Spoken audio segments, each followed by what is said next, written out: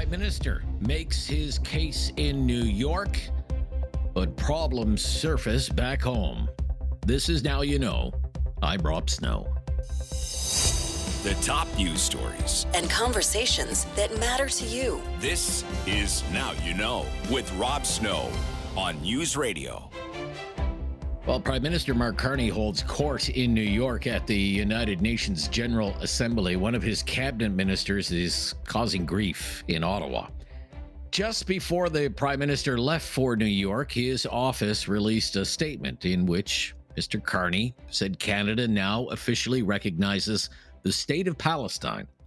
During a speech at the UN on that topic, Carney said that decision was made because the hopes of a two-state solution are slipping away. Canada recognizes the state of Palestine.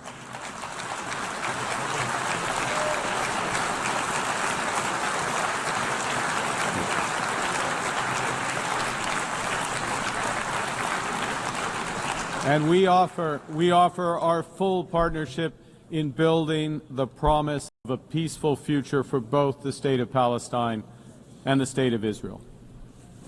Excellencies, Canada is under no illusions that this recognition is a panacea.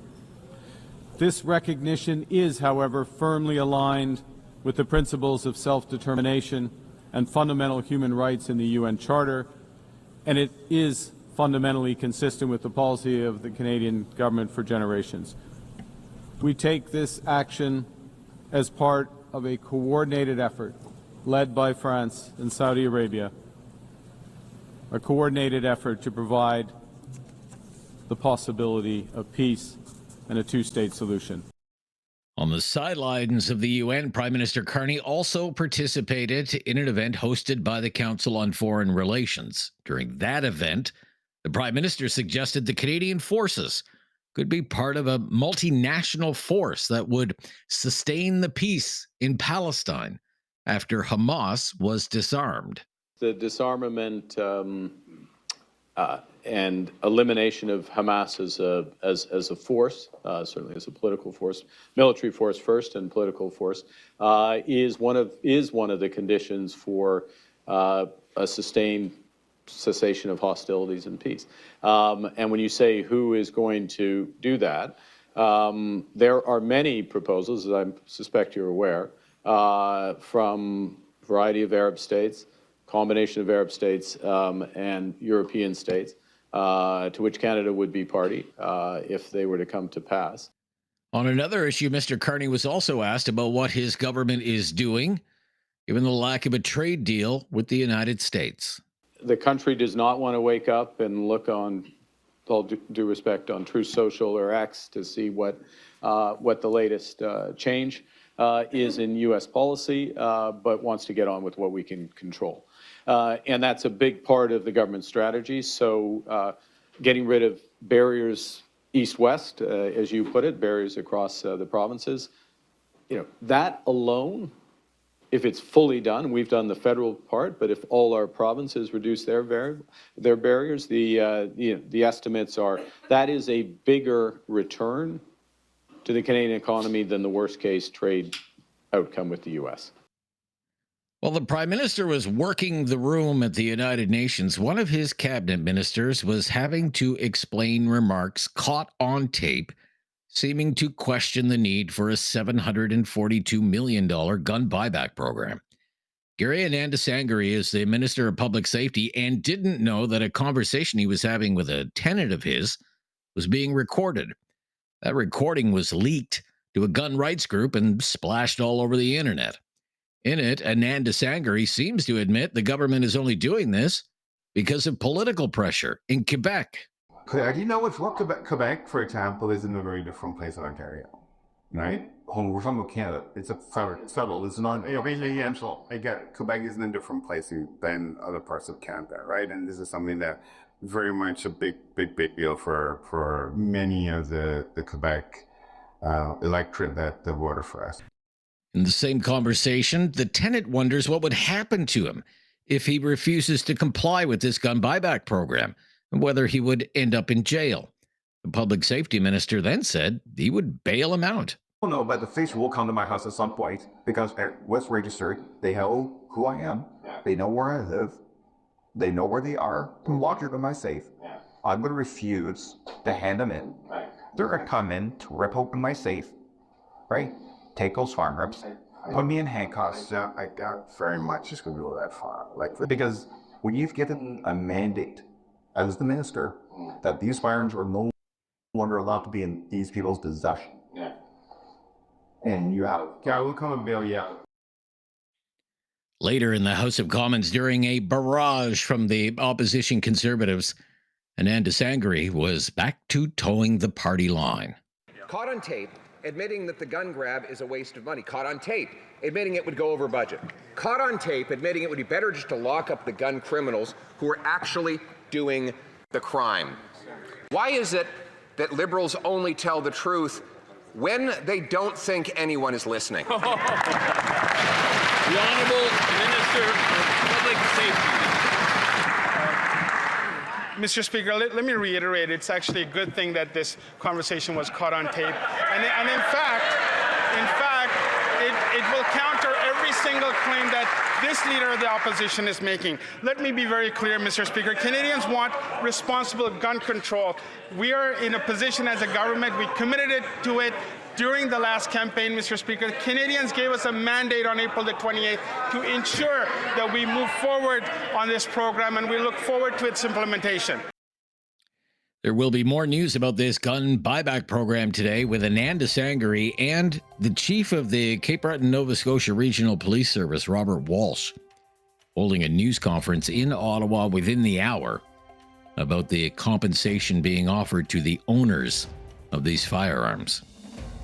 I'm Rob Snow. This is Now You Know. This is News Radio. No question goes unasked or unanswered. Now You Know with Rob Snow returns on News Radio. Well, he's back with his weekly hot take on some of the big issues of the day. Professor Ian Lee is with the Sprott School of Business at Carleton University. Welcome back. Good afternoon, Rob. Well, let's begin by talking about the residential real estate market. There are lots of news reports about slowdowns in various housing markets, new builds, housing starts flat or down in many places. The condo market in Toronto is, the bottom has just fallen out of it. But also, in some cities, mortgage delinquencies are on the rise. Do you think a housing bubble is bursting in Canada? What would you say? I won't use the word bursting, not because I'm quibbling. It's a very important word. Has real meaning in real estate. I don't think we're going to see a housing bubble meltdown, which I define, and just because I've read a lot on this, I'm a former mortgage manager, as you know. Price people don't realize, but real estate does go up and down. It doesn't always just go up. And so a decline of more than 10% is, I've always used as sort of the benchmark for a collapse of the bubble, a bursting of the bubble, a major housing collapse. If you're going down more than 10%, and if you're in 20%, you're in absolute crisis territory. Rarely has it happened. I can tell you one time it happened, big time, for a long period of time. It was called the Depression in Canada. I've actually studied the data. But do I think, so now let's bring it back to the present. Do I believe that real estate across Canada is going to go down 10% or more? I don't think so. It can go down in different sub-markets. Toronto is not the totality of Canada, and condos are not the totality of the housing market. So I'm not saying that some parts of the housing market can't go down more than 10%, but we're talking about a systemic decline, because that's what, when one talks about a bursting, they're talking about all real estate, and it's extremely rare. The second point is, Rob, and this is really important. I was just at an event last night about housing and the affordable housing and all this, and I said, everyone kept talking about the housing crisis in Canada. I said, we do not have a housing crisis in Canada. We have a housing crisis in the 10 largest cities of Canada. Well, where does everyone live? Terrible. Where does everyone live? Well, listen, hang on, Rob. You can go, I can get in my car right now and drive 20, 30 minutes out of Ottawa, 45 minutes, out to Kemptville, out to Carleton Place, and you can buy a house there for $500,000. There is no such animal in Ottawa or Toronto or Vancouver. You can go into Moncton. I've got the real estate prices. There's all kinds of places in this country. And it's not Toronto. It's not Calgary. It's not Vancouver. It's not Ottawa. But yes, you're right. There's a lot of people who live there. I don't dispute that. But that doesn't mean they have to live there. And people are. There's just tons of evidence. I was talking to a developer last night. He said, I will not build in large markets. He says, I'm building in places like Renfrew, which is a suburb. It's not a suburb. It's a city an hour out of Ottawa. Bedroom They're building community, in places like Carleton Place and Kemptville. You're seeing explosions in these small towns and communities, 5,000 people, 10,000 people, because they're far more affordable. So we have a housing crisis in Canada in the 10 largest cities, and I've got the CMHC data on that, by the way. Okay. But when you think about not just Toronto, but the GTA, or when you think about Vancouver, not just Vancouver, but the greater Vancouver area. That's right. Is it bubble activity? Have we been in a bubble? What do you think? Well, in Toronto, if you're just talking Toronto, there was, I think that it was a market failure in the condo market.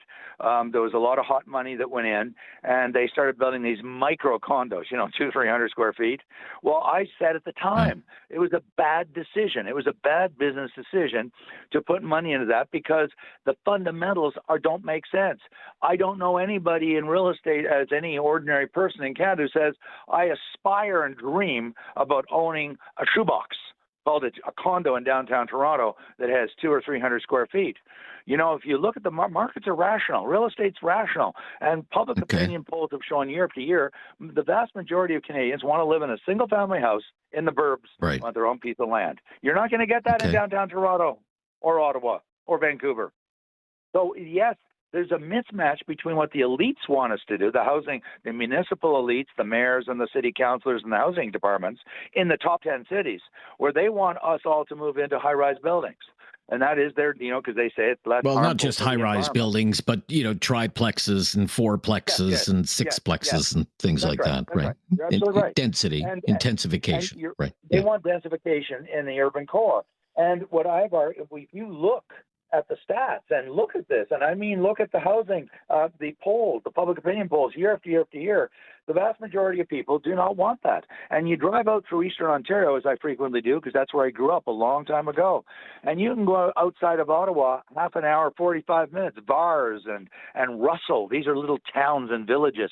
I'm telling you, they're putting up houses left, right, and center. There's this construction booms going on. You can get houses out there for $400,000. There's no such thing in Ottawa. You can go to Prescott, Ontario on the St. Lawrence River looking across the United States. You can buy a house there for $300,000. You can't buy an outhouse in Ottawa for $300,000. No. Okay. It's a nice place there that you talk about along the St. Lawrence. You visit there quite frequently. Yeah, it is a lovely part of the country, that's for sure. Okay, we'll be right back. We'll talk about Mr. Carney in New York and trade deals, but are there any big trade deals to be done? When we come back with Professor Ian Lee from the Sprott School of Business at Carleton University. This is News Radio. Critical thinking is not dead. Now you know with Rob Snow. Returns on News Radio. Back with Professor Ian Lee from the Sprott School of Business at Carleton University. He's here every week on Now You Know. The Prime Minister, of course, is in New York at the UN General Assembly. He may be on the hunt for new trade deals. But are there any big deals left to be found? I mean, we do have Kuzma, although, it's all up in the air coming under review. We also have CETA, which is free trade with the European Union. That's a massive trade agreement. And we have what the Canadian government calls CPTPP, which is free trade between Canada and then 11 Pacific Rim countries, Japan, Australia, Vietnam, and on the list goes. What's left, Professor? Very, very little. This is why I get so frustrated when I talk to, not you, but when this subject comes up and we got to diversify our trade, everybody says, as if there's huge parts of the world that we're not already trading with. Let me put a fact out there, a hard fact. External Affairs says that Canada has over 35 trade agreements around the world. Okay, some of them are with rather small countries. That's not the point. 35 trade agreements.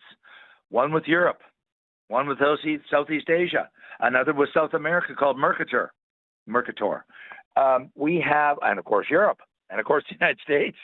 We have trade agreements with just about everybody. I'm not saying that they can't be improved. I'm sure they can be, because there's all kinds of carve-outs that allow for protectionism on both sides.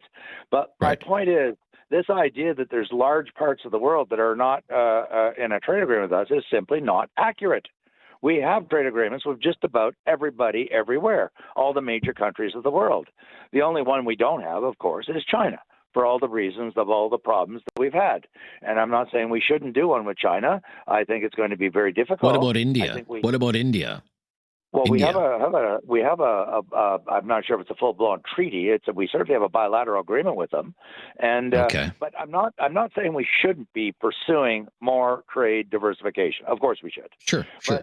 The idea that we're going to somehow, take a large chunk of our relationship with the United States and just somehow put it on a boat or an airplane and ship it over to Europe, they don't realize that people that say this, and they don't put it that crassly, they don't realize that there is a reason why countries trade with their neighbors.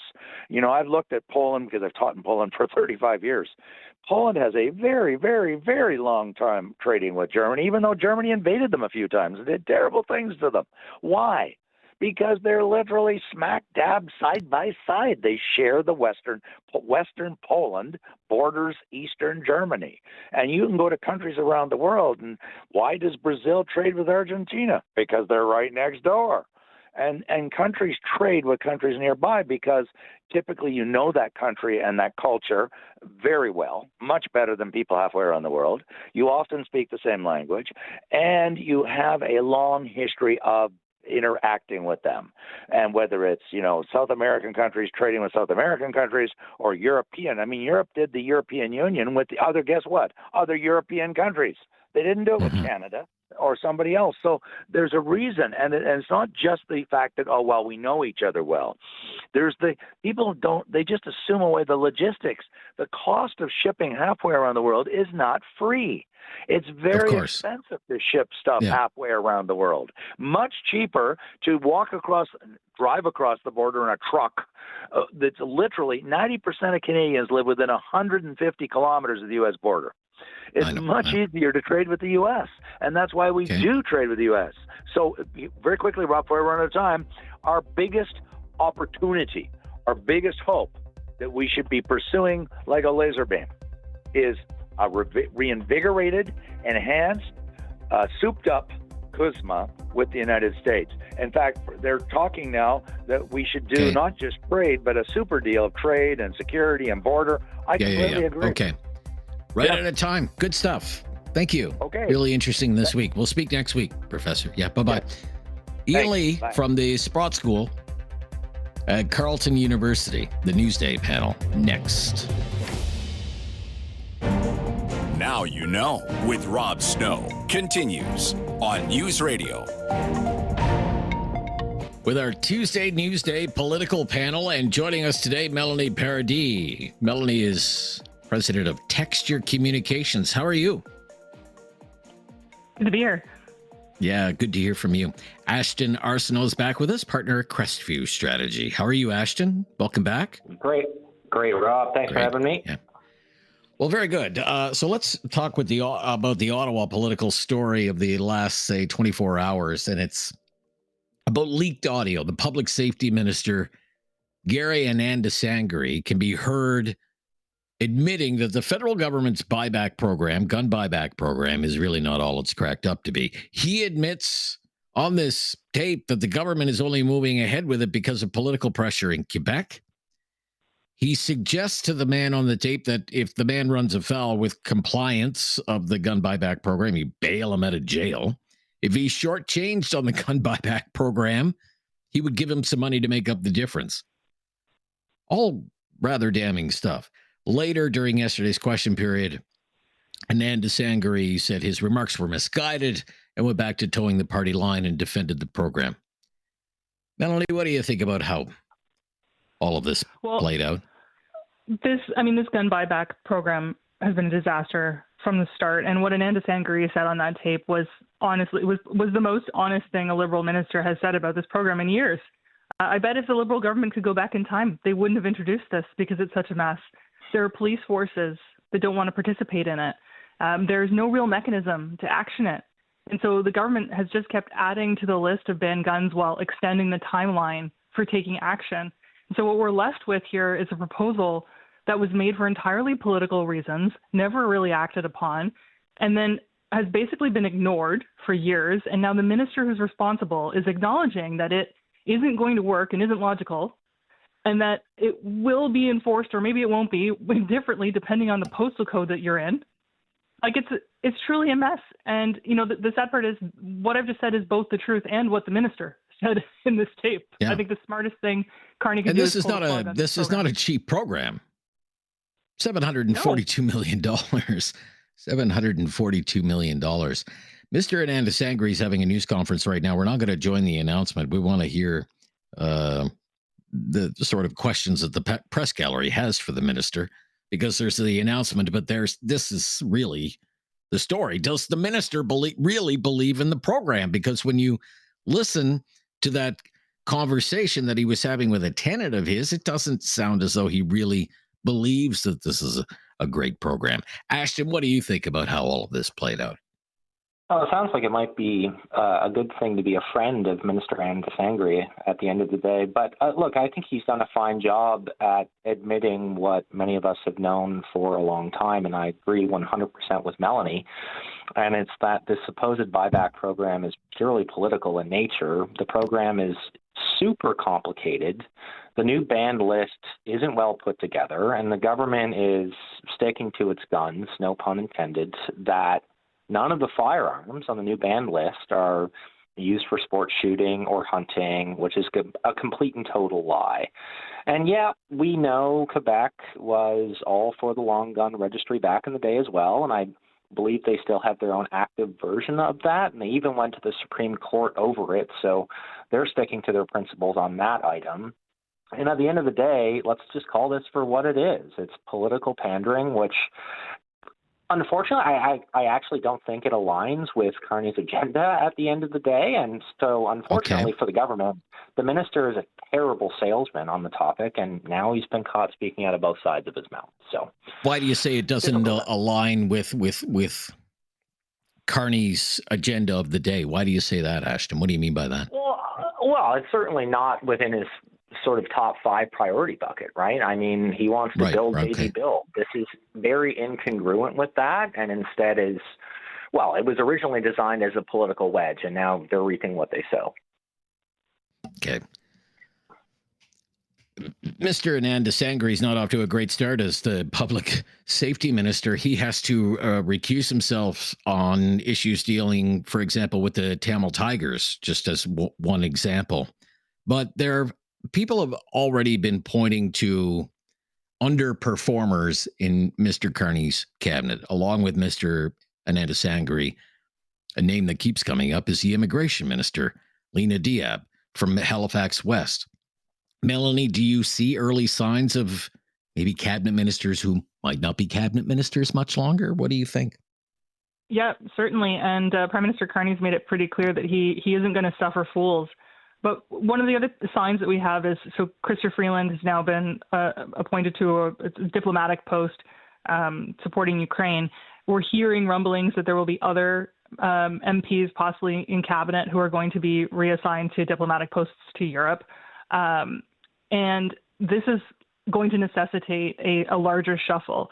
Freeland's position has been temporarily filled, but I think that they're holding back here on a couple of announcements so that they can do it all at once. And maybe they're trying to get closer to the budget so that they could say, this is our new plan, this is our budget, here's our new team to execute on it. And that will help them to move underperformers out. Okay. Ashton, what do you think, Ashton? largely aligned on that. Right from the start, we were told that Prime Minister Carney isn't Trudeau, and for the most part, I think that's accurate. That came sort of with an understanding that underperforming ministers wouldn't be protected to the extent they were in the Trudeau days.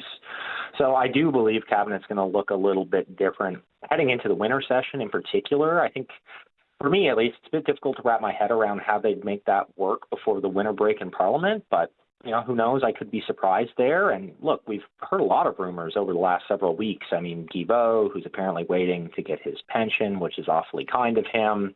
I've heard that Minister Jolie and the Prime Minister don't have the best relationship, but that's a rumor I can't verify. So, yeah, I do think they are angling towards a shakeup in the not-distant future. Okay. We'll be right back. We'll talk about the Carney government's decision to officially recognize the state of Palestine and talk a little bit about Pierre Poilievre and his new communication style, leadership reviews as well. It's a busy Newsday panel today. I'm Rob Snow. This is News Radio. Now you know with Rob Snow continues on News Radio. It's our Tuesday Newsday political panel. I'm Rob Snow. We're here with Melanie, Paradis, President, Texture Communications. Ashton Aresnault is partner at Crestview Strategy. Ashton, what do you think of the Carney government's decision to officially recognize a state of Palestine? Yeah, well, putting personal feelings aside, I think you have to view it as the political decision it was for the government. You look at what other allies have done, France, the UK, many others. The decision's consistent, and I'll be blunt, I think there are far more Liberal voters in this country that support this decision than oppose it. So that having been said, my vantage point, I think it's gross on the surface. It's an endorsement of Hamas and its heinous acts, which are on go to this day, and it's a decision that rewards terror directly, I might add, which, comes out of the atrocity that was October 7th. So, people always say, well, we don't negotiate with terrorists. Well, I don't want to be in the position of rewarding it either, and to me, that's what this is. So, on this item, I think perhaps the next shoe to drop will be the fallout with the Americans, which obviously lots of back and forth ongoing on the trade front. I know that they're not particularly happy with this move, so let's see what type of repercussions there are. Okay. Melanie, what do you think? I totally agree with Ashton. The only thing I can really add is to say, what is the capital city of this state? Who is in charge? What's the government? How can we recognize a state without answers to those questions? It's entirely valid and important to want to help the innocent children of Gaza who are suffering in a war zone. And I think that Canada should do that. But how does recognizing Palestine help with any of that? How does this save even one life? It's completely unclear to me. I think it's pandering, and it doesn't actually get the job done. It doesn't help anyone. Why do you think they're doing it? I agree that it's for political points. It's points. Purely that political points domestically. This is not going to help us, as Ashton noted, with the Americans at all. This is going to hurt us with the Americans. Okay. Why don't we, because Mr. Anandasangri has just started taking some questions in Ottawa from members of the press gallery on this gun buyback program a day after it made the news, this leaked audio. So let's just listen to a little bit of this, maybe get some reaction from you. Can you bring that up, Curtis, please? Thank you. Happy to take your questions. You don't seem to have confidence in this program. Why not? And is it appropriate to stay on as Public Safety Minister? I have absolute confidence in this program. As you can tell, I have brought forward. I'm making this announcement today in collaboration with my colleagues as well as Cape Breton Police. If you could go back. You said you're doing it because the Prime Minister... Saying something that I will do differently is not saying that I don't have confidence in the program. What I suggested was, in order to do it differently, there's a lot of frustration amongst Canadians, amongst those who've been impacted, that this has taken far too long. So in terms of the process itself, we brought in the initial order in council in 2020, as you recall. There's another one in 2024 and another one March of this year. So my preference, and I will say this publicly, is that I would have preferred to have this done sooner. But I have absolute confidence in this program, and that's why I'm here implementing it. Why did you say it was about Quebec? Why did you say moving forward was about Quebec? And that Quebec's different than the rest of Canada. The Quebecers have been impacted by gun violence, by mass casualty events over a number of decades. My colleague here, who was in fact the coroner at the Dawson school shooting. We have another colleague who was impacted. She spoke about her experience at L'École Polytechnique. We know about the Quebec City mosque shooting. So this is a very live and real issue for Quebecers. It is also an issue for all Canadians, and that's why it is important that we're moving forward with the implementation of this program. I think that's good. I think that's good. He does not have a top hat and a cane. He is not tap dancing, but that is Gary and Andesangri. I would say tap dancing. Full confidence in us, he says. Quick comment on that, Melanie Paradis, about what you heard from the minister there. I mean, his staff clearly prepared him as best as they could to answer the questions that they anticipated, but he pivoted to key talking points too quickly. I don't think there was enough of an acknowledgement of what he said on that tape. Ashton? Clearly not comfortable and clearly doesn't believe what he's saying. Right. Okay. Be right back. We'll talk about Pierre Poilievre. In case you haven't seen, Pierre Poilievre is doing interviews again with the big news network CTV, CBC. I mean, there was a time when the Conservatives were boycotting CTV, and I mean, the CBC sued the Conservative Party at one point. We'll talk about this when we come back. This is News Radio. There is no question Rob won't get answered. Now You Know with Rob Snow continues on News Radio. Here with Melanie Paradis, President Texture Communications, and Ashton Aresnault, partner at Crestview Strategy. It's our Tuesday Newsday political panel. Pierre Poilievre has now done interviews with CTV and CBC. I've interviewed him as well. There was a time, though, when Conservative MPs were boycotting CTV. They wouldn't even go on that network. The CBC once sued the Conservative Party. Those two have never been BFFs. I mean, what do you think is going on here? Poilievre doing interviews with these networks. There used to be this kind of line of thinking, Melanie, well, he doesn't need to go on these networks. He can use social media and do videos on social media, and he can get his message out that way. What's going on here? Well, frankly, that thinking was flawed. Okay. Pierre Poilievre is an incredible communicator. Taking him out of the media, off any platform, is a mistake. He is never going to be caught flat-footed. He's never caught by gotcha questions. So put him up for interviews. He's not someone that you need to worry about performing poorly, no matter how difficult the interview is. So for a while, you're right. They didn't put him up on certain platforms, and I think that was a mistake. You got to meet people where they are, and the reality is there are voters in this country who consume their news through these platforms, and so you've got to be delivering your message across those platforms. And so now they're doing it. Okay. They've seen the light. Ashton, what do you think? I'm glad Melanie didn't have me out on an island, because I thought I was going to be out on an island. Yeah, look, I'm personally in favor of Pierre Poilievre being more front and center in our traditional media. The reality is he's the leader of the opposition. It's harder for him to get his positions out there than it is the prime minister. And, I think there's always an element of, taking what you can get as leader of the opposition. And as Melanie said, he's always been pretty confident around a microphone. And the reality is many Canadians watch or read these programs, right? So if you want to be the prime minister in waiting, you've got to reach out to the most amount of people possible. A lot of people in this country are in those news mediums that you just mentioned. Okay. It's the season for leadership reviews. Bonnie Crombie was the Liberal leader in Ontario provincially, 57% of the leadership review out.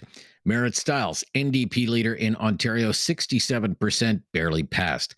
John Rostad, Conservative Party leader in BC, seems to have passed, but I don't know what's going on with that whole BC Conservative Party.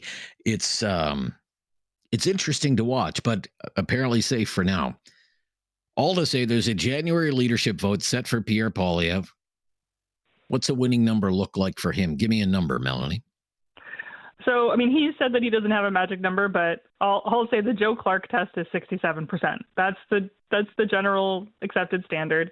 Although, to your point, the BC Conservatives, Russ Dad got 70%, and the knives are out for him anyway. So there's some flexibility around that number, certainly, but it's got to be a really strong showing. You can't just show up with 50%. That being said, I don't think Pierre is in jeopardy. We are in a moment where party members are disenchanted with their leaders across the board, but I don't think that's impacting him. Last word to you, Ashton. 80 and above is what the team will be shooting for, and I think he'll probably confidently cross that threshold. Well, okay. All right, everyone. Thank you so much. Really enjoyed it today. Hope we get to speak very soon. Thanks, Rob. Thanks, Melanie. Thanks. Tuesday, Newsday, political panel. Melanie, Paradis, President, Texture Communications, Ashton, Aresnault, partner, Crestview Strategy. Talkback is coming up right after the news. Topic today, home ownership on Talkback. I'm Rob Snow. This is Now You Know. This is News Radio. It's time to talk back. On Now You Know with Rob Snow. Call now. And have your say. 1-833-668-2577. Welcome to Talkback. It's 2 hours of debate and discussion on the big issues of the day. Today's topic, home ownership. Home ownership. Here's a question for you. It's just to get the conversation going. As a goal in life, how important do you think it is to own a home? As one of life's goals, how important is it to own a home? Do you think it's an important goal? Not so important goal.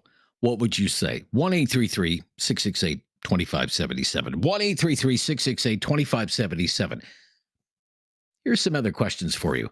These are merely for the purposes of starting a conversation today on Talkback. Do you think home ownership, and by that we mean, being able to go to the bank, get a mortgage, put a down payment on a place to call your own. You're not renting anymore. Do you think home ownership is a necessary milestone for someone to be seen as having a successful adult life? He's all grown up now. He's got a place of his own, a home to call his own. Or she's all grown up now. They have a home of their own. Do you think there's anything to that? Does being able to become a homeowner signify anything? Like the fulfillment of a dream, the achievement of a goal, stability, success, maybe even upward mobility? We just want to kick these around, see where the conversation takes us today. Here's another question for you. Does Canadian society put too much pressure on Canadians to become homeowners? Gosh, is that guy ever going to buy a home? Gosh, why is she wasting all that money on rent? Stuff like that. Pressure. Social norms, societal pressure.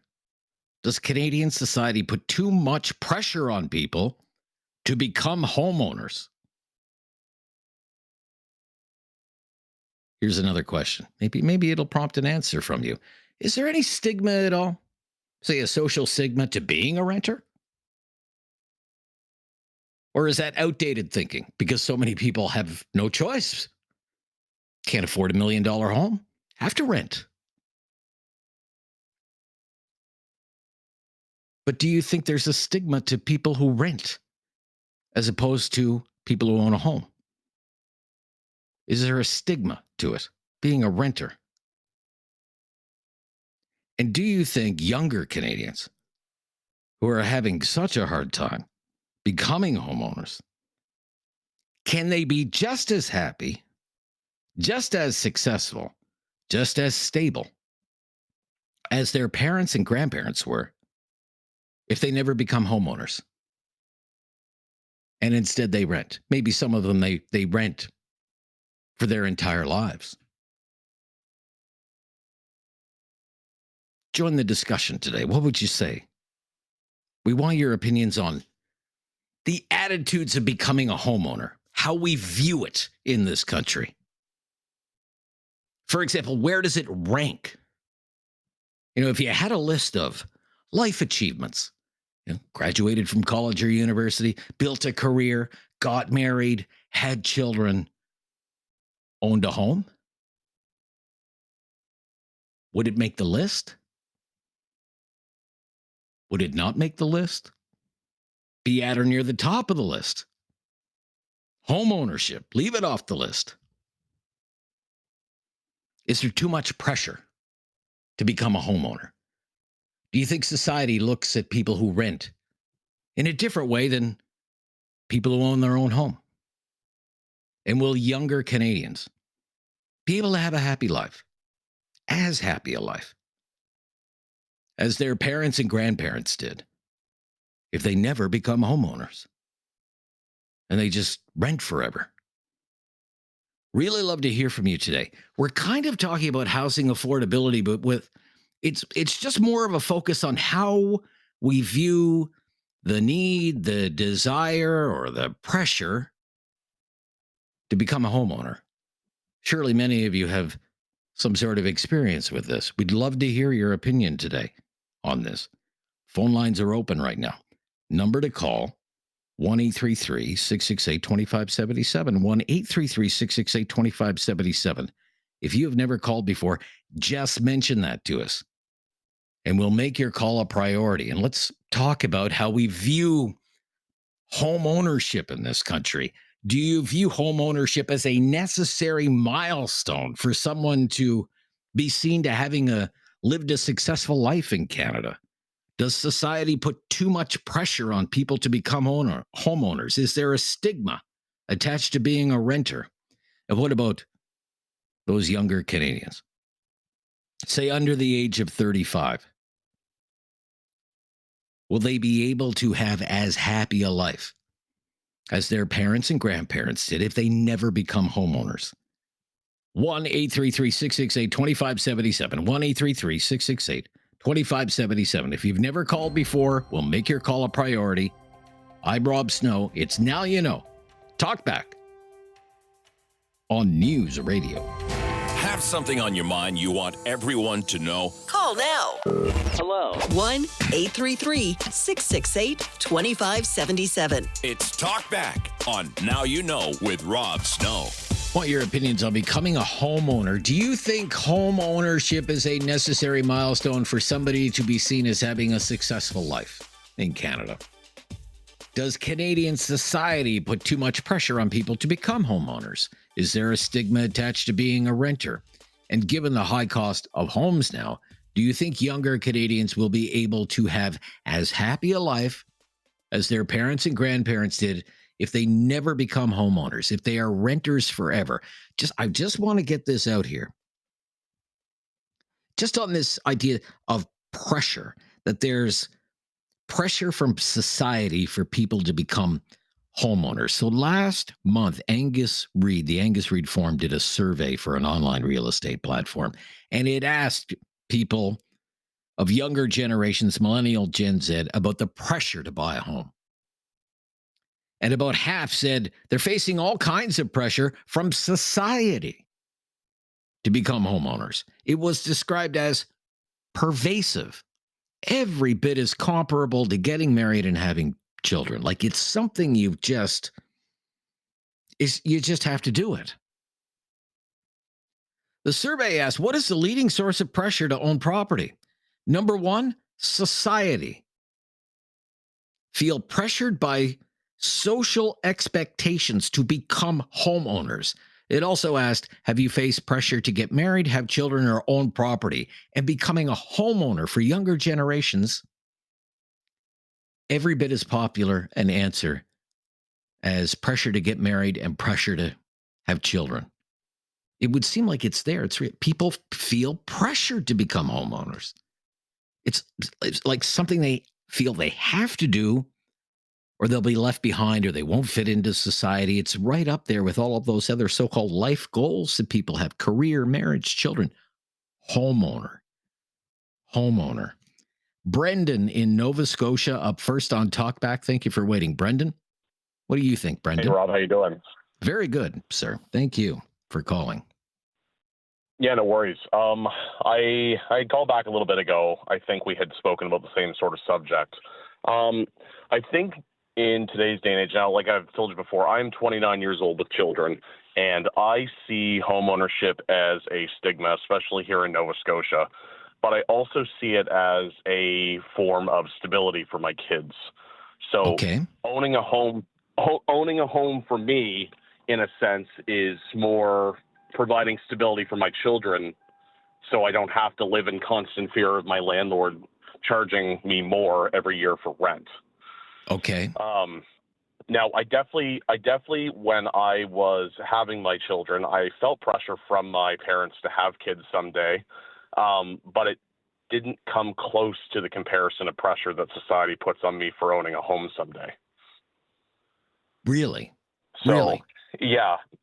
No, if I had to put the priorities, like you were talking about, the priority list for owning a home, I would say obviously education first. To always educate yourself first. Finish school. Okay. Take college or university to open up doors.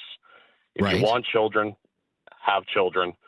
And I would say owning a home would probably be number 3 on the list, especially if you're going to have children, like I talked about with stability with your kids. Right. Very interesting. Very interesting. You know, my parents, and you feel as though society puts pressure on you, right? Oh, absolutely. And like I have told you before, I pay a decent price for rent for a 3-bedroom house compared to a lot of people nowadays. But on the same token, I'd like to spend my money into my own equity by owning a home someday as well. Gotcha. Brendan, you've got us off to a great start. I'm going to move along, though. Thank you for being first today. It's really interesting. Dallas is up next in Cambridge. Dallas. Hi, Dallas. Yes, sir. How are you today? Yes, sir. Very good, Dallas. Thank you. Well, on home ownership. On the home ownership, I own 2. Wow, good for you. One I had for about 10 years here in Cambridge and walked away with a little bit of a sum extra. I mean, the housing market back then wasn't like it is now. And I walked into another one, and we left, basically, the wife and I, with broke even. And I've rented ever since. Okay. Is there a pressure? There's a societal pressure, but it comes from the different ethnicities. Ethnicities? Really? Yeah. Yes. I'm not sure. Well, I want to say it in an eloquent way if I can, but I'll try. They're Portuguese people. If you don't own a home, well, they're not so keen on you, or they'll try and help you out to own a home. Okay. Other ethnicities, they're all the same. They work and they try and help you own a home. I don't believe that's the right way to go about it. Okay. And like you were saying, well, your grandparents, your parents owned a home. Well, typically those homes back then were passed down, weren't they? Well, I don't know. I mean, some of them may have been. I had never had any homes in my family that were ever passed down. Oh, to be so lucky. Maybe. I guess what I want to get at. The previous caller mentioned, graduating from post-secondary, getting an education, getting married, having children, and home ownership is like way up on his list because of the stability that it provides. Do you view it as a big life goal to own a home? Should it be a big life goal to own a home? What would you say, Dallas? I honestly never have. It's been, quite frankly, but it's been good to you, though, right? It's been good for you, right? Even the fact that I own 2, no. No? Okay. All right, gotta go. Thank you, Dallas. I gotta go. Thank you. Very busy today. 1-833-668-2577. Home ownership. Be right back. Talkback News Radio. Have something on your mind you want everyone to know? Call now. Hello. 1-833-668-2577. It's Talkback on Now You Know with Rob Snow. We want your opinions on becoming a homeowner, whether you think home ownership is a necessary milestone for someone to be seen as having been a success in Canada. Do we put too much pressure on people to become homeowners? Given the high cost of homes, will younger Canadians be able to have as happy a life as their parents and grandparents did if they never become homeowners? Your thoughts, please. Mike in Calgary. Hello, Mike. Thanks for calling, Mike. Hey, how are you, Rob? Very good, Mike. Thank you. What's your opinion on this topic today? I think that owning a home should be a very high priority. As far as the pressure, I mean, yeah, there's a bit of pressure from society, but it's really on an individual basis. I mean, I know for me that when I owned my first property, what it does for me, and this is what I want young Canadians to understand, it gives you leverage. So owning a property and building equity will allow you to spend the bank's money if you need it to use your equity to buy more assets. And a lot of young people think that buying a home is hard, but if you have steady employment and you can provide your tax returns and your credit's good, a lot of these young people aren't even going to the bank to ask. The bank will give you a mortgage, but all you have to do is go ask and arm yourself with the information that you need in order to purchase a home. And for me, personally, buying a home was the best thing I ever did because renting is not where it's at. Okay, what about the pressure? The pressure that is put on people to become homeowners. Is it too much? Is it misplaced? Or do you think it's good pressure? Because it gives people stability and, as you say, more financial security, these sorts of things. Well, I think the pressure is, I think it's a good pressure. I mean, it can inspire you to be more ambitious in life, as opposed to just accepting your circumstances. Now, we live in a climate where money is tight sometimes, right? But owning anything that increases in value takes a little bit of sacrifice. And sometimes I just feel like maybe some young people aren't willing to put the work in order to make it happen. But that's just my opinion. I got to get back to work, Rob. Okay, you get back to work.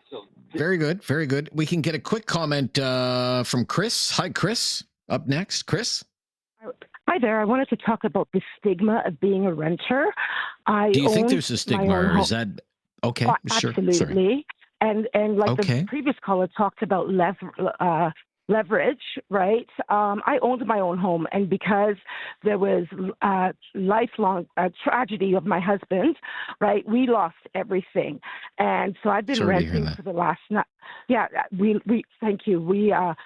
I've been renting for the last 9 years in Alberta, where there's no rent control, so you're vulnerable, and you are paying somebody else's equity. You're building somebody else's equity, and you have no leverage. So our health system, if you need a CPAP machine or anything, and you've had life experience where you've lost what you had, there's little. If you don't own your own home, you have no leverage.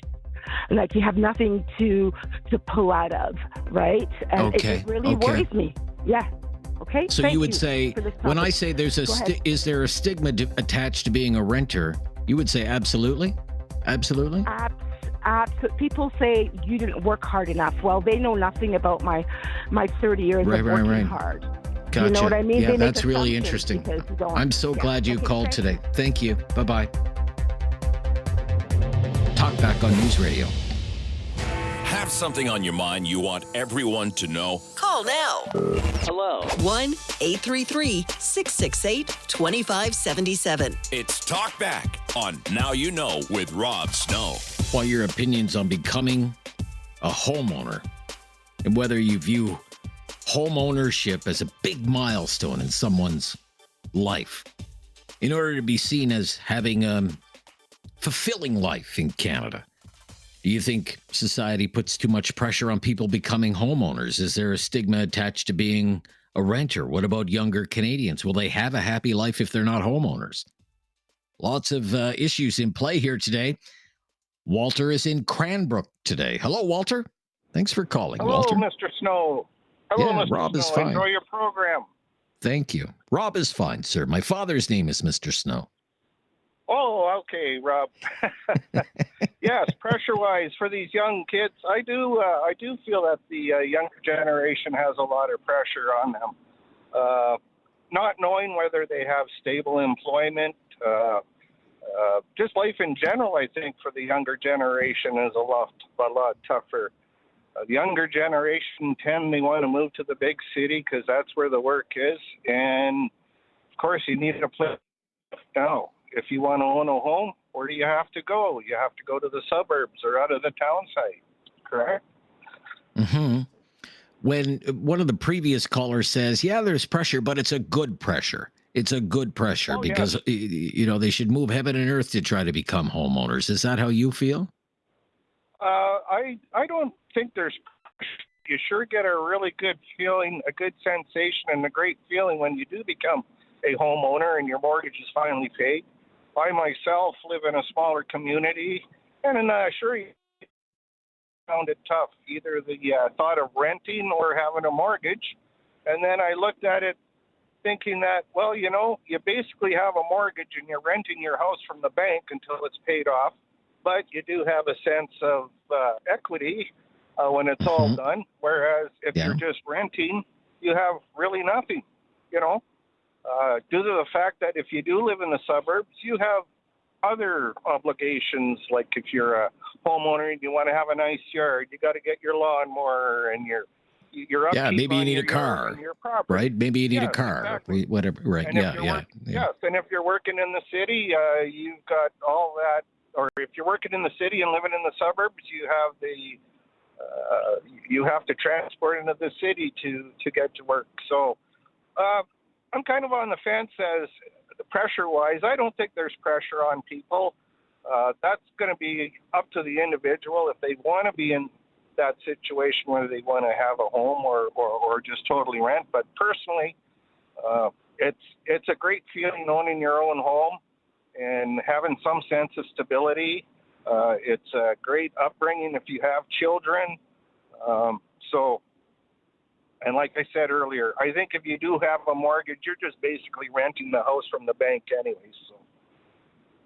Yeah. But you are more or less paying yourself, though. You're not paying somebody else, right? That's the difference there, right? Wouldn't you say? Well, no, I still. It's a bill. You're paying somebody else, not so much yourself. You're creating equity for yourself, but equity. You're creating costs. equity. That's what I mean by that. Yeah. Okay. Thank you. Very good. Very good. To Glace Bay, Nova Scotia, on Cape Breton Island. Wayne is up next. Hello, Wayne. Hi. How you Hi, doing? Wayne. Very good, Wayne. Yeah, Thank you. What do you think? Well, I got a quick complaint and then I got a comment. Okay. You guys are advertising a 2-hour talk show, but we only get one here in Glace Bay. But not my decision, sir. Yeah. No, I wish it was yours. But okay. In 2001, after the steel mill closed, I got called to Halifax to work, and I bought a year-old house, 4-bedroom, 2-story, for $135. And, wow. And when I retired, and it was a new house, but when I retired, it was I sold it and moved back to Cape Breton, and I got $245 for it. But a lady on the street had a similar size house, and she sold it for $500 this year. So how much money do you got to make to afford a house and pay the taxes on that house? But anyway, we'll let you go, but we'll let you pass comment on that. Thank you. All right. Okay. Well, I won't pass comment on that. Thank you, Wayne. Where are we going next here? Stephanie in High River. Hello, Stephanie. Thanks for waiting there. Hello there. Very good to hear from you. What's your opinion? Hello. My opinion is definitely there's a stigma, but there's also a line to the people. There's a judgment. I hate to say I'm a judgment, but I mean, if somebody starts walking towards me with a pen and paper and a clipboard, I shudder because I don't know what it's going to be expected of me. I'm a long-time winter, but I really do because I am disabled. I understand about stability, and I really think there's too much stigma on it. Too much stigma to being a renter? Yes. Yes. And yes. how does that play out in real life? Like, what do you mean by that, do you figure? Well, every time I walk into the store, somebody will come up with a pen and paper wanting me to do that. And maybe that is just because of my disability, but it just makes me want to turn around and walk out the store and not socialize with others. Sometimes it's a lot safer just to come home and go into your room and just be safe. Okay. When you say people are coming up to you with a pen and paper, what kind of people? What do you mean by that? I'm unclear what you mean by that. What kind of people they are wanting to know about your background, and I've gone through. I see. Yeah. Okay. Wanting to know about what you've done and what you've accomplished and what you can provide for them. And I'm like, well, look at me right now. I'm disabled right now, and I really understand that it is important, I think, to get a home. But I think for everybody just needs to not judge people, but just use your common sense and your background. I'm a long time survivor through residential schools. So there's a lot you really got to understand and take instead of assuming things. And sometimes I'm bad at that as well. But yes, I would love to have stability of a home. I would love it eventually. But, that's down the road. Just be kind and say no when you need to, I guess. Okay. All the best to you, Stephanie. Thank you for your call today. Be right back on Talkback as we talk about becoming a homeowner here on News Radio. Have something on your mind you want everyone to know? Call now. Hello. 1-833-668-2577. It's Talkback on Now You Know with Rob Snow. Talking about becoming a homeowner today to Michael in Waterloo today. First call from Waterloo today. Hi, Michael. Hi, Rob. I called because the subject is interesting to me as someone that grew up in Montreal in the lower income family where everybody rented. And I was an English-speaking Montrealer, so in my late teens I moved to Ontario, met a girl, got married, and the first thing that she said when we got married is, we got to save and buy a house. And I would have never thought of it. I didn't feel pressure from society or my parents or anything. I was a bit of a dodo, Rob. And that marriage, after 7 years, we separated. And because my wife was smart and we had a home, we were able to split something. And when I split apart, I had to think about, did I want to be a renter or did I want to be a buyer? And the reason I chose to be a buyer, Rob, was for my daughter, to bring her up in a stable environment, much like one of your other callers said. However, it was second on my list of things I wanted to do for my daughter. So not the most important thing. The most important thing to me was to educate and pay for her education and put her in a position that she could go on her own. And today she does have a good career and owns her own home. Well, very good.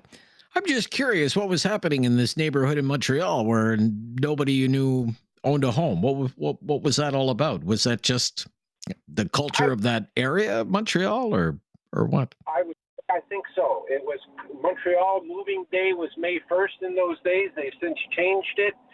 It's July 1st now, yeah.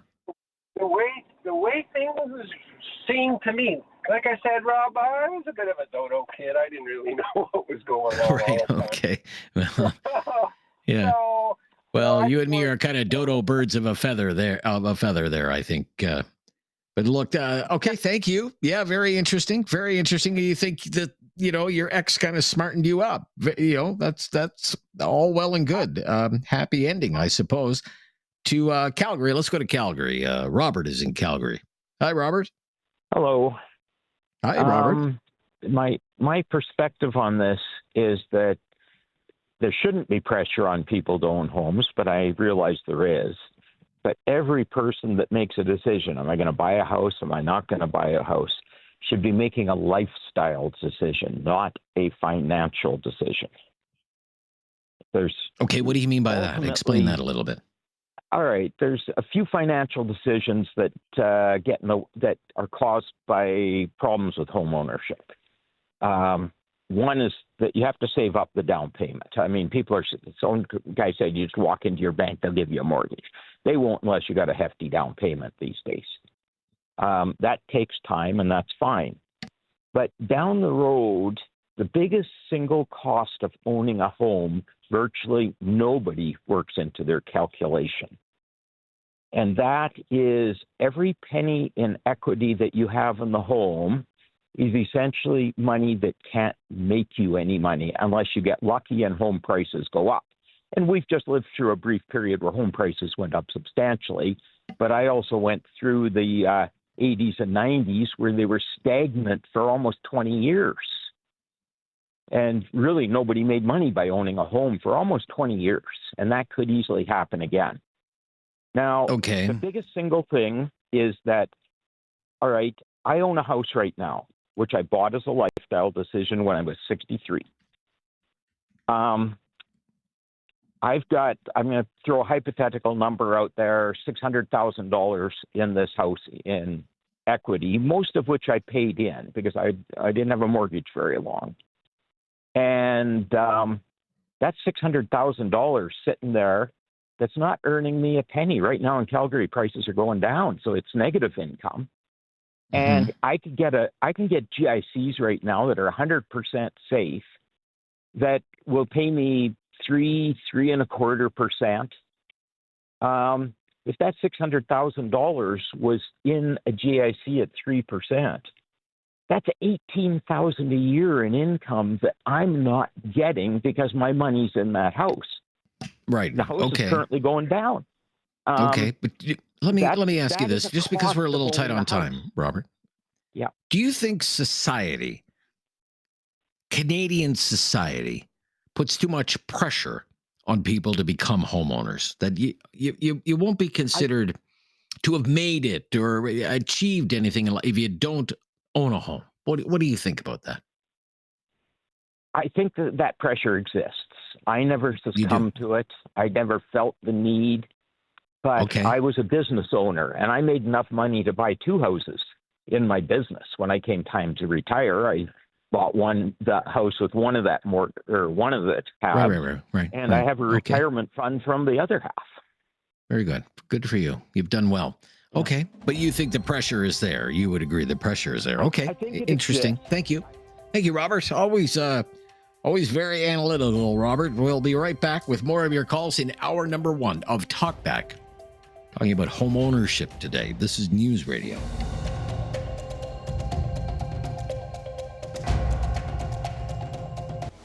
Have something on your mind you want everyone to know? Call now.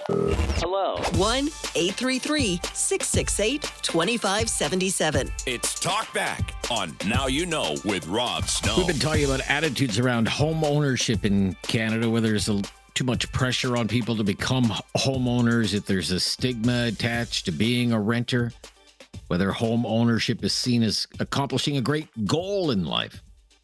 And will younger Canadians still be able to live as happy a life as their parents and grandparents did if they never own their own home? Is it Nani in Calgary? Nani? Am I saying that right? This is actually Noni. Yes, nice to talk with you, Rob. My apologies, Noni. Go ahead. Thank you for calling. Well, thank you for listening to me. I am 60 years old, and I've been renting my whole life. When I first was younger, in my 20s and early 30s, I know my financial advisor told me, oh, you got to buy a place because you need that investment or whatever. But I just wasn't comfortable with it because I felt like that would ruin the other things that I wanted to do in my life, and I didn't want to be house poor.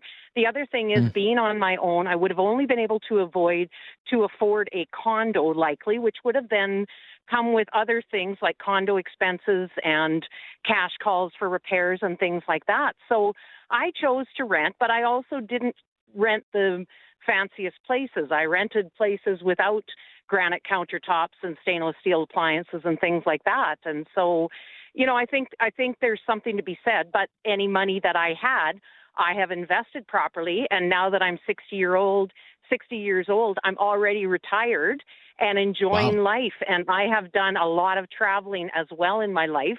And I have great investments. And, you know, my financial advisor has said, you know what, maybe you did the right thing. Isn't that interesting? Okay, good for you. You know, you mentioned your financial advisor so many decades ago said, oh, Noni, you've got to buy a house. You know, you got to buy a house. Did you ever feel the same kind of pressure from friends or family or coworkers or colleagues? Absolutely, I felt that pressure from people because there was that stigma that if you didn't own or at least try to own a place, even if you were on your own, if you didn't try to own a place, then you weren't considered successful. But I mean, I think now if they look at my life, where it's gone and all the travel I've done previously and now retired already at 60 because of my smart financial investments that I made, you know, like I said, I think now they're looking at, okay, maybe you did it the right way. Very cool. All right, Noni. Thank you. I'm glad it all worked out for you. And that's such a great perspective. Let's take one more really quickly here before the top hour news. Gary in Kitchener. Hi, Gary. Oh, Greg in Kitchener. Sorry, Greg. Go ahead, Greg. Oh, hi. Okay, yeah, that's me. That's same you, Greg. I've phoned a couple times recently. Okay. Basically, regarding the stigma, I was going to say, yeah, I guess it's out there, but maybe not as much anymore. Okay, when I was younger, you would just think that certain things were only a matter of time. I'll meet Miss Right, you know, good job and all that kind of stuff. And then, well, not too much of my path ended up being, you know, what I traditionally assumed would be. But it's like, okay, for a while at times thinking like, wow, what's wrong with me? What's wrong with me? And then maybe I stayed with my parents longer than normal. But eventually, if you want the stigma to have an effect on you, I think it's up to you whether you want that or not. Like, who cares about, you know, whatever? And you just got to look at the reality. And if anybody is really pressuring you, well, just get them out of your life because, you know, that's basically. And then, like for me, like, oh, there, even like back then, like, oh, you used to live with your parents. Well, there, I can't date you. That's bad. You know, like, you know, nowadays parents have needs. They're moving back in. Kids lose their jobs. They got to move back. Like the world has changed. So the I'm not world sure has the changed. stigma's really out there. Not as maybe pronounced as it used to be. Maybe even outdated thinking is what I've heard from some of the callers, like Noni today. But we'll pick it up in hour number 2. Thank you, Greg. Glad we could connect again. It's time to talk back on Now You Know with Rob Snow. Call now and have your say. 1-833-668-2577. Welcome to hour number 2 of Talkback. We fit everybody in hour number 1, so that means every single phone line is available right now. We're kind of resetting for hour number 2. We've been talking about home ownership today. And whether you think home ownership is an important, if not even necessary milestone for someone to be seen as having lived a successful life in Canada. Do you think Canadian society puts too much pressure on people to become homeowners? Is there a stigma attached to being a renter? Given the high cost of homes now, do you think younger Canadians will be able to have as happy a life as their parents or grandparents did if they never become homeowners? What if they're renters forever? 1-833-668-2577. As I said, every single phone line is available right now. And if you've never called before, mention that. We'll make your call a priority. Wanted to talk about housing real estate today and decided to come at it from this angle after reading a story in one of the papers. It's about something that we've talked about on this show in the past, how children who have affluent parents who can help them get into the housing market, how they're set to be much better off than children who can't rely on the same sort of gift from their parents. And this story in the paper cited some of the same studies that we've talked about on this show before, like a study that was out last year from CIBC, and it said 31% of first-time homebuyers have had help from their parents to come up with things like a down payment. Average gift, $115,000. Average $115,000, up 73% in the last 6 years. The story also quotes a financial planner in Kingston, Ontario, who says he often sees parents giving their children between $100,000 and $200,000 to help them get a head start in the housing market. But at the heart of the story is that of a young couple, immigrants to Canada, both successful. One works in finance, the other works in IT. They moved here from India in 2018, and they bought right into this idea. We've got to buy a house. We've got to buy a house. This is part of the Canadian dream. And we won't be considered successful here unless we can buy a house. So they bought a townhouse in Ajax, like the eastern side of the GTA, like a good hour away from Toronto, and Toronto traffic maybe even longer. And it was $750,000. $750,000, a townhouse. 2 years later, they sold it. They bought a single detached home in Whitby, similar area, and it cost $1 million. And they had no help from their families. To come up with the 10% down payment on the first house, which would have been $75,000, they borrowed $10,000 from some friends. And they both worked 2 jobs. They're working 4 jobs. They both worked their full-time jobs, and then they both took jobs as Uber drivers to make extra money on the side. They never went out to eat. They never went out to movies, anything like that. They took a little money from the husband's RRSP.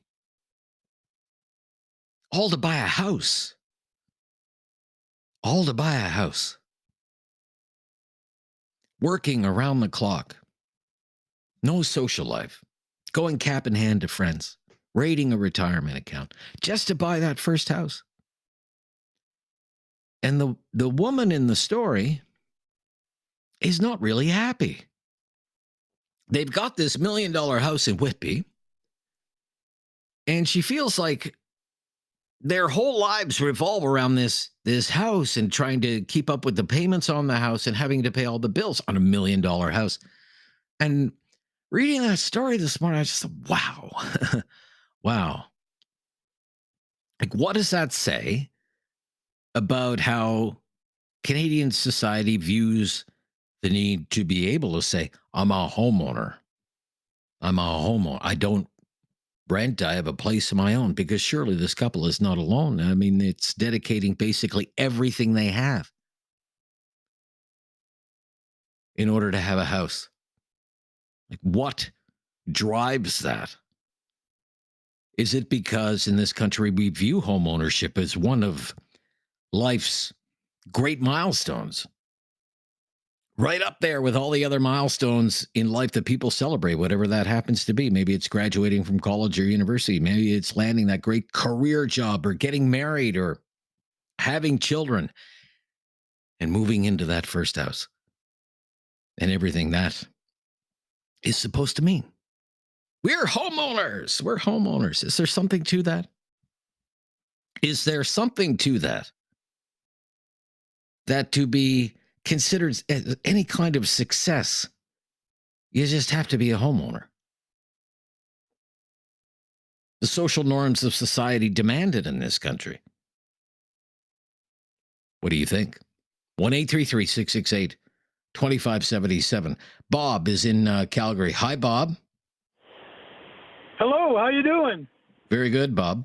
Yeah. What's your opinion, Bob? Well, it's a double-edged sword, in my opinion. Number one, yes, I agree with you. In the story you just outlined, there's a lot of pressure in our society to own a home. I mean, and once you do, previous callers indicated, like, not only it's just the home, but it's everything that goes with it. You know, the yard, the maintenance, the tools, the equipment. You know, that's a huge cash drain. Then all of a sudden you got to go to work. Now that has a cash drain. And if you live in a suburb, now that's a cash drain. All to own a home. The other side of that coin is the stability that it gives for family. If you're going to have a family, to say, I have a home. So I guess to answer your question directly, yes, society does put a lot of pressure on home ownership. It's a future, and like one caller said, basically we're renting from the banks, but yes, you do build equity. So it's a real hard question. And my opinion is, yes, we should own a home, but it does have a very, very big impact. Over. Thank you, Bob. You've got us off to a running start here on hour number 2 of Talkback. And as I said, every single phone line is available. We had some great calls in the first hour. I'd love to keep this discussion going in hour number 2 today at 1-833-668-2577 and have your say on home ownership here on News Radio. Have something on your mind you want everyone to know? Call now. Hello. 1-833-668-2577. It's Talkback on Now You Know with Rob Snow. Gathering your opinions on becoming a homeowner, the attitudes in Canada about becoming a homeowner. 1-833-668-2577. Frank up next. Hi, Frank. Thanks for calling. You're on the air, Frank. Rob. Thank you. Hi, Frank. What do you think, Frank? As a mortgage broker within this sector, home ownership is getting very tough, and people they only look at the mortgage payments, but, when you add the property taxes, fire insurance, utilities, that, when you don't pay as a tenant, it adds up very quickly, and then the cost of home ownership increases a lot. However, there's something I want to discuss with your story, the one you just mentioned with new immigrants working for jobs. Yeah. Something doesn't add up mathematically, I want to say, as a mortgage broker. Because, on $1 million house with $200,000 down, meaning 20% down, I need almost $200K income to qualify a borrower. Now, first generation immigrants working 4 jobs, buying a $750 house with 10% down really doesn't make sense, because CMHC, who is supposed to insure the mortgage, like there are 3 of them, usually when I submit such a deal, they say, okay, you know what, if borrower loses one of the jobs, their ability to pay will be very challenging. Therefore, this is a high risk, and they probably won't approve. So I don't know. I mean, I understand Ontario market is a bit different than the Alberta I'm not sure. market. I mean, again, the man works in finance, woman works in IT. Lived here 8 years. Oh, okay. Then and they were doing the Uber on the side to, make some money on the side. Qualify. Both of them. Okay, then I understand. But look, what I'm saying is the income requirements are way too high for the numbers you are mentioning. And like the home ownership, if you're not renting them out, it really becomes a huge burden compared to tenancy. And I do have houses, but I am also a tenant. Like, I don't live in one of my houses. I just rent them out because, it's cheaper to rent. So, yeah, I understand. But, it is still, especially for the first-gen immigrants like myself, it's still something to be proud of. What I'm trying to get at, Frank, is there an attitude, a societal attitude in Canada that you have to have a house? You have to be a homeowner, or you're not. Especially if you are an immigrant. You haven't made it. You haven't made it. Your life is not a success. Yep. You are 100% right. That is very much common because, you come here saying people back home that you will be making lots of money in, US dollar or Canadian dollar compared to your currency. Right. And you have to show off with a big house and then with that expensive car, like let me put it in Turkey, the same car is 4 times more money. Therefore, first thing you come here, you buy even a secondhand Benz or like let's say Beamer, and then you buy that big house, making the payments, and you call it yourself made it, but then you become like slave to your debt, which is you need to make it a good debt, bad debt difference. And then I read this story in the paper, and this woman sounds exhausted. That all they're doing is trying to pay for this house, and like they're not having a life. They're not going out to dinners. They're not going to movies. They're not putting anything away for a rainy day. It's just all going to the house poor, I guess you could say. 100%. Look, this is an asset-rich, cash-poor deal. You are 100% right. All right, Frank. Thanks. Do you want to stop here? Yeah, let's stop here, and then we'll take lots more calls as we make our way through the hour. But Giorgio's going to be up next, and I want to give him more than 30 seconds on Talkback. Such an interesting topic today. This is News Radio. Have something on your mind you want everyone to know? Call now. Hello. 1-833-668-2577. It's Talkback on Now You Know with Rob Snow. Giorgio's up next on becoming a homeowner, the attitudes around becoming a homeowner. Hi, Giorgio. Good afternoon. Yeah, good to hear from you. Can you hear me? What do you think? I hear you just fine. Yeah, go ahead. Okay, great. Let's talk a little bit more about helping people with mortgages rather than just is it a good idea to be a home owner? Things that banks don't want you to know is something called a HELOC, Home Equity Line of Credit. Many people who have had mortgages for 10 plus, 20 plus years have paid off their equity in their home where they have at least half of their mortgage paid off. Once you do that, you should put your mortgage into a HELOC.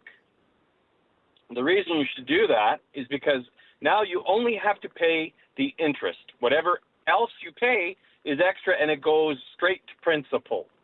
And you're not penalized for it, whereas in a mortgage, you're only allowed to make, 2 extra payments a year, and then the banks will penalize you. With a HELOC, you can make as much money and put as much money as you have into what outstanding balance of your equity is, and kick the heck out of what you owe the bank, and then you should be doing it that way rather than having a mortgage. A mortgage is the way the banks make money, and they don't want you to know that there is an option out there called a HELOC. And the HELOC runs, like what I'm paying now, is prime plus 1%, and it's variable. More importantly, and this is what I fear, is what happens when Alberta separates from Canada. Okay, I don't want to go down that rabbit hole. I don't want to go down that rabbit hole, Giorgio. That's a conversation for another day. Thank you. Let's go to Tracy in Nova Scotia. And Giorgio's not really on the topic anyway. Let's go to Tracy in Nova Scotia. Hi, Tracy. Hi, Rob. Hi, Tracy. Rob. And I know you're doing well. So I just wanted to articulate that my family brought me up not to judge people for renting. And I rented, and I was very excited to get my own home. My late husband had brain cancer, and I knew that it was really urgent for me to have equity. And I did that, and I was very proud of that. But would I ever judge someone for renting? Absolutely not. I did in my life. And, the young people out there, they have so many options, but, it's pressure. And I just want to say that we never were judgmental of people renting ever. Okay. Ever. Do you think society puts too much pressure on people being homeowners? That it's seen as, accomplishing something or an important life goal? I think that some folks do that, and some folks also put pressure on families for having children. I was never blessed with children, and my parents never, and my friends and family never pressured me to have children or to own a home.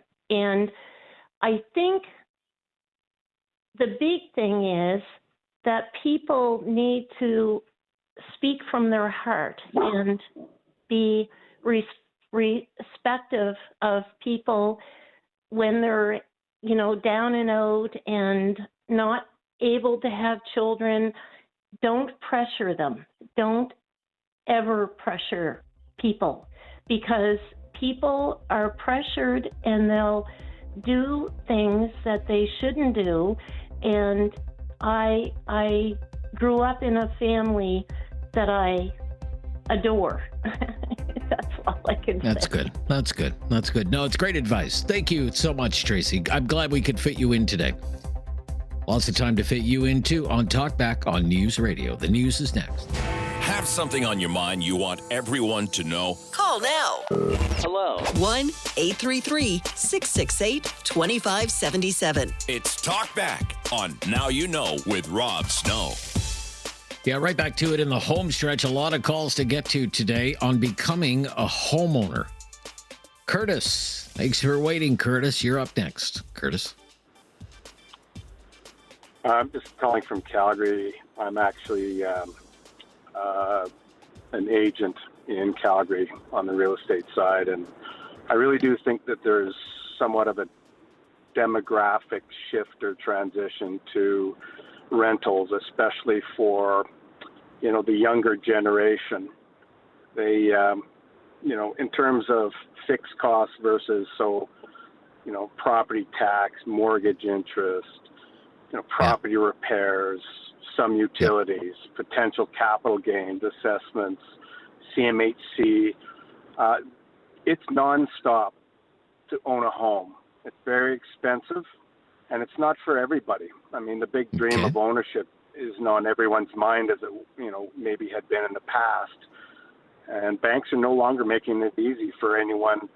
We all know banks, they never lose. And the younger generation may just prefer that fixed cost and simplicity of renting, because equity over time is the only reason really for most home ownership. And it takes time to meet equity. And the time and rental expense over this sort of time makes this the only decision to bear. And personal pressure to own is up to the individual for stability or whatever you need. Many also extend their financial position on ownership, what becomes a serious risk. So rental prices being down 20 to 25% from the highs, and people need to renegotiate those, and people that need to make really smart decisions, because it's not for everybody. There's a place for everyone, and it's not the pressure of the outside world. It is, what can you handle? What can you afford? Okay, let me ask you, because this is one of the questions that we threw out there. Can younger Canadians be able to have as happy a life as their parents or grandparents did if they never own a home? What would you think? I think they can. I think that there's less stress. Less stress, sometimes not more owning freedom. A home. You got this fixed cost. You got the lock and go. I don't want to be, I want to travel. I want to do a lot of things before I do anything. And I think it's not a bad idea for some of these young, hardworking kids, where the bank makes it so difficult for them, or they own their own business, they'll never touch them, and to leave their options open. If you have a family, you want stability. And stability, let's say the guy who's renting his house to you decides he wants to sell it. So that's not stability.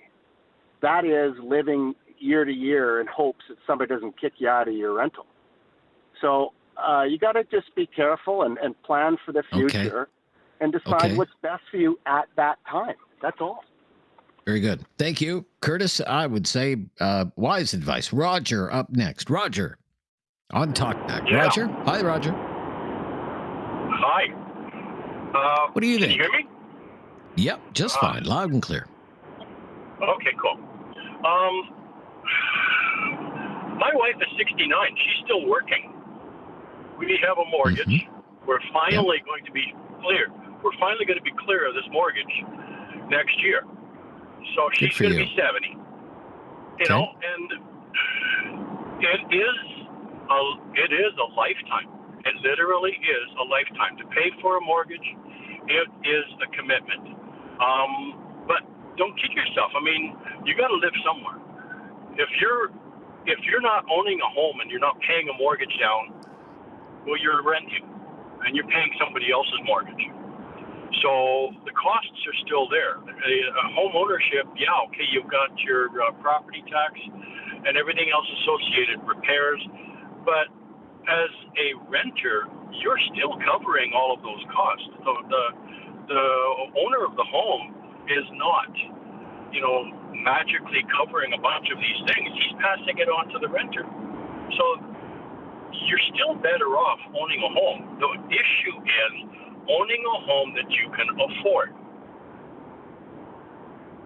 Okay. Rob? Yeah. Okay. You went quiet. Yeah. You went Sure. quiet on me. No. I'm taking it all in, and I'm even writing down some notes here. So. Okay. So I guess my point is, I know of some people who own a mobile home, and they're perfectly happy. They've had that thing paid for, and they've been mortgage clear for years, and they're perfectly happy. It becomes more of a question of a standard of living. So, I mean, we used to live in Vancouver. We moved away from Vancouver. We went out to Maple Ridge. Once we moved from Maple Ridge, we went to Kamloops. You move to where you can afford to live. Okay. And find work, obviously, right? So it's become. Sure. I think nowadays, the banks, Canada is not the most expensive place to live. You start looking at places like Europe, London, where they've had 40-year mortgages for a long time. Maybe we should be looking at the banks to go along and actually change the legislation to say, hey, we may need a multi-generational mortgage where we can go along and actually pass our mortgage on to our children in order for home ownerships to be paid for, because it's just become too expensive. Okay. Thank you. Yeah, very interesting comments that you make, especially on, the moving around, moving to where the work is, moving to where the homes are affordable. And unlike the previous caller, still thinks it's worth it, but it's a long, tough haul at times. What do you think? 1-833-668-2577. And again, consider one of the questions we're asking. Does societal pressure play a role here? Because if you own a home, you have more stability or financial security. You kind of look like a grown-up, this kind of stuff. Your thoughts, please, on Talkback on News Radio. Have something on your mind you want everyone to know? Call now. Hello. 1-833-668-2577. It's Talkback on Now You Know with Rob Snow. Exploring ideas around home ownership today with the help of callers like Michael, who's up next in Calgary. Hello, Michael. Hi, Michael. Hello? Yeah, hi, Michael. Yeah, good to hear from you. Oh, okay. I'm from Halifax, but maybe you got. All right, Michael in Halifax. All right, that's okay. How are you doing today? First time caller. Very good. Appreciate that, Michael. Thank you. I had to call. I listened to this. I just had to call this about this stigma on home ownership. I'm a renter. It works for me. I enjoy it. I like the fixed cost. I like the fact that my washing machine broke a couple weeks ago. They come in, they replace it or fix it. I'm not all Saturday schlepping around looking for a new one. It just works for me.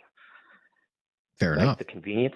Your caller, Curtis, a couple of callers ago, he summed it up perfectly about renting versus owning. But yes, there is a stigma, I believe, against renters.